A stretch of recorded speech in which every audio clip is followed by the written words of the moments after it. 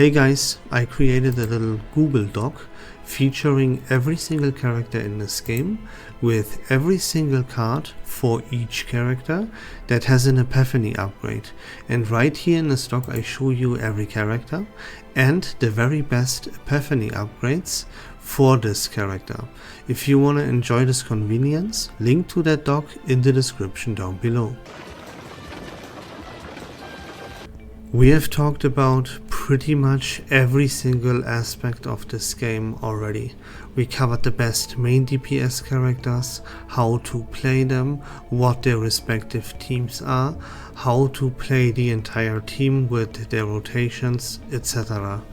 But now it's time to do a little bit of general talk.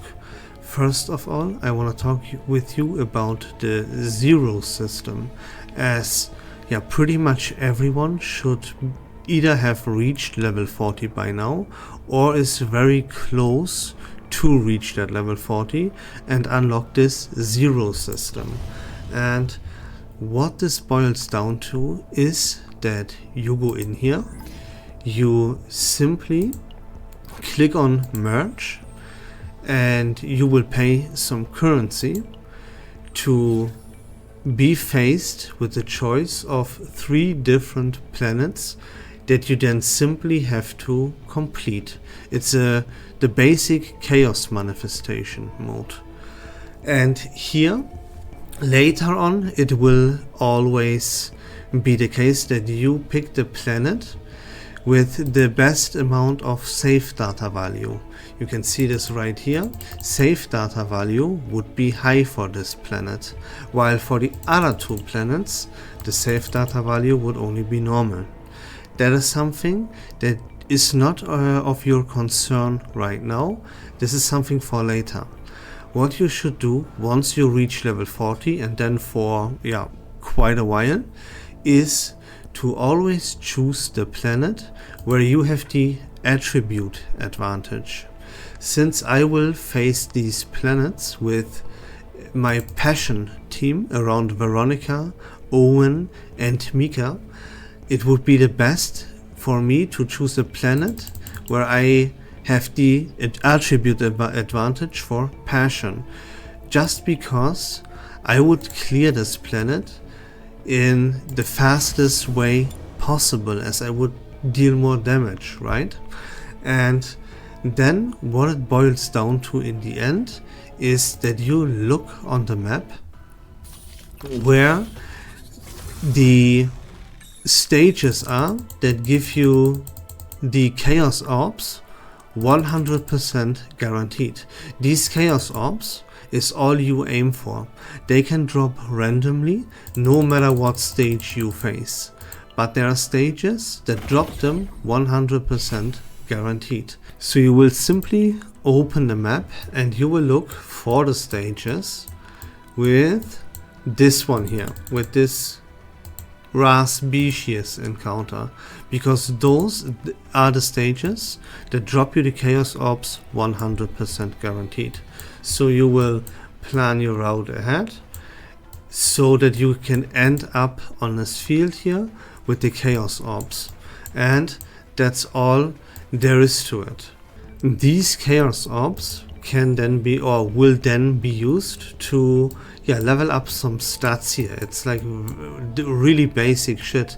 You increase your attack, you increase your defense, you will get a little bit stronger after each and every run by obtaining these chaos orbs and just simply dunking them in here, and then you will grind this out. You continue, right? You create the next planet, you aim for the Aeos Corps again, you dunk them in here, and so on and so forth. That's why it's actually called a roguelike, because you will not beat it on your first attempt. You will have to try over and over and over and over again to gain these chaos orbs and then dunk them in for better stats.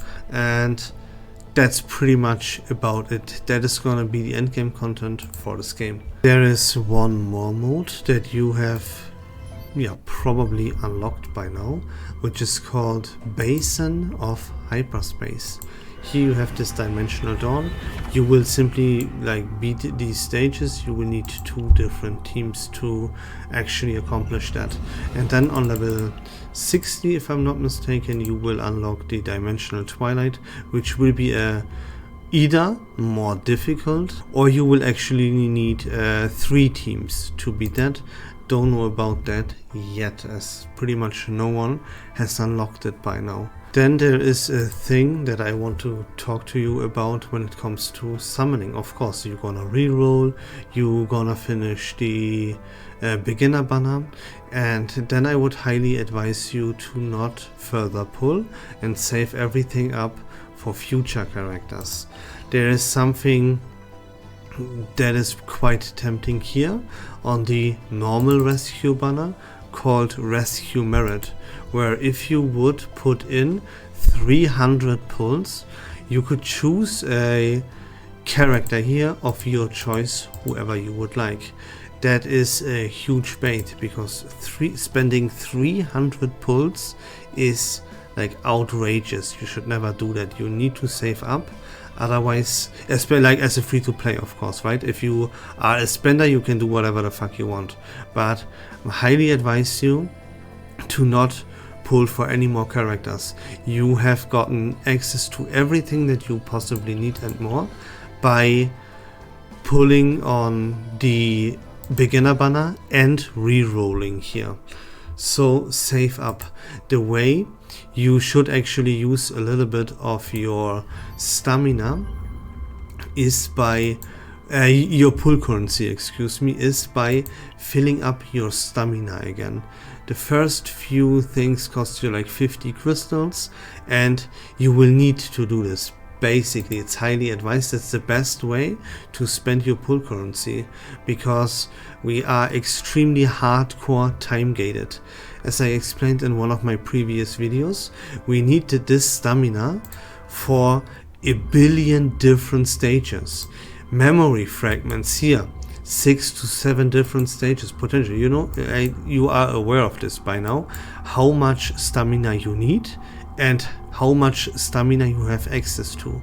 So you want to progress at a reasonable pace, and the only way you could possibly achieve that is by refreshing your stamina with pull currency.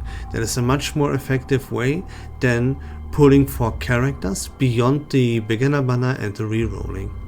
Additionally, we have something here called on your right hand side that is called challenges. Those reset every week, and there is a very important tip I can give you here as well, because you should not rush this. You should always level up your account to a higher level so that you gain access to a higher difficulty, and you will then be able to obtain better rewards for this. So for example, this week, right, this resets in 3 days, 13 hours. If you are not level 40 right now, wait, don't kill the Wailing Prodigal, don't use your 3 attempts, but see that you reach level 40 first. Then you will have unlocked a higher difficulty for this weekly challenge, and you will then be able to obtain better rewards, as I just say. So keep an eye out for that. Then we have this tab here called Ark City, and here the most important part is to go to the garden cafe and pet a cat of your choice. I'm kidding, of course. The most important part is to level up the research facility here. You wanna unlock more spots for more areas for excursion, because if you look at these tabs here at the main street, there's research required here to unlock more buildings, more areas, and it is actually random which characters you find here.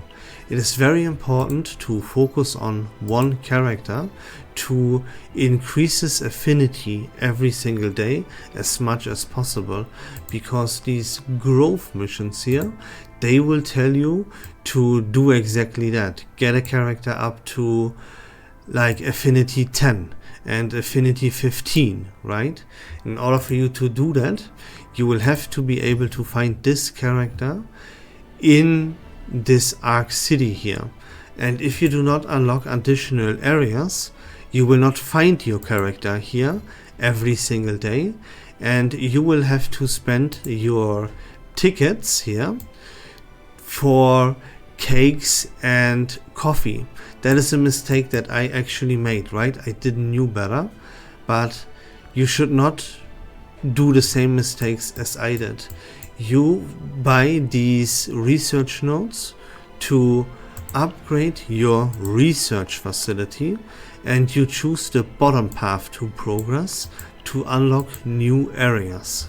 There's one more, quote-unquote trick in which you can raise your affinity level for a character even more, and that is that you force him into a trauma, right? Have him have a mental breakdown on purpose, so that you can go to this Epi-1 center here, recover the character, and that will also increase the affinity level.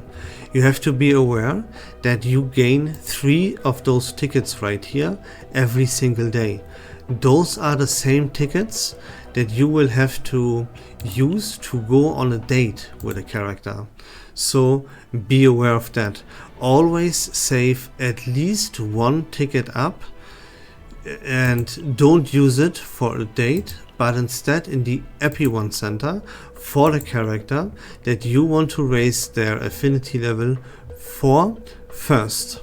Other than that, you will of course go to your growth guide and follow whatever these missions here tell you to. There's one more thing I can show you right here when it comes to these daily missions. You can see my growth guide tells me to go and finish the stage Fear Encountered, this one right here. Now I have already used up all my challenges to beat the Wailing Prodigal. And what these lead to is, those are needed and 100% necessary to upgrade your character's skill tree. Let me show you how this exactly looks like. Oh, I can't stand this character's voice. It's giving me an absolute headache. So here, that's besides the point. Here you can see that I will need this item here that I get from the Wailing Prodigal. I have now gathered enough of those for the time being. So now next week I will be able to do the other weekly, the Fear Encountered stage, to acquire me this feather right here, so I can unlock the very last node of the skill tree. And yeah, concerning these skill trees, they are very boring, as I mentioned in one of my last and previous videos. Here, don't make the mistake and believe that the very last nodes are the most important ones. That is actually not true. The most important nodes are below the last nodes. Those one right here, that gives you critical damage and critical chance. You wanna unlock those first. So you can see this here in my skill tree, for example. I will not move into the very last node. What I want to do before that is unlock the previous nodes, the one that give me critical damage. That's what I max out next, and then I will go for the critical chance and max that out. Then I can vary for the very last nodes. Of course, I will now, when the weeklies reset, still go for the stage that gives me this feather, so that when it is time to unlock the last nodes, I will be ready already there. So that is also very important and a good way to think ahead. I want to point out one more thing before we end off the video. I mentioned this again in one of my already in one of my previous videos. You can see this here in the skill tree, right? The critical damage and the critical chance. You can combine this with your memory fragments, with your gear. You want to go for the set that gives you the set bonus here, 4 set, that increases your critical damage again. And for each and every individual piece, you want to aim for, if it's like somehow possible for you, for pieces that increase your critical chance as much as possible. That is the perk, that is the best perk in the game. You want to raise your critical chance and your critical damage as much as possible. And that is true, as I said in one of my previous videos, for pretty much every single character in this game. At least for every main DPS and even the sub DPSs, that is 100% true. So go for that. Aim for the correct nodes in the skill tree and go for gear that raises your critical chance as much as possible. And that's it for the video, guys. I hope this was fun and informative. If you like Chaos Zero Nightmare content in general, please consider leaving a follow on my channel. I would really appreciate it. But until next time, don't forget about the link to the doc that tells you all about the Epiphany upgrades. And while you're there in the description, there will also be a link to our Discord server, so feel free to join that. I would also appreciate that one. But until next time, take care of yourselves, have a great day, peace and love.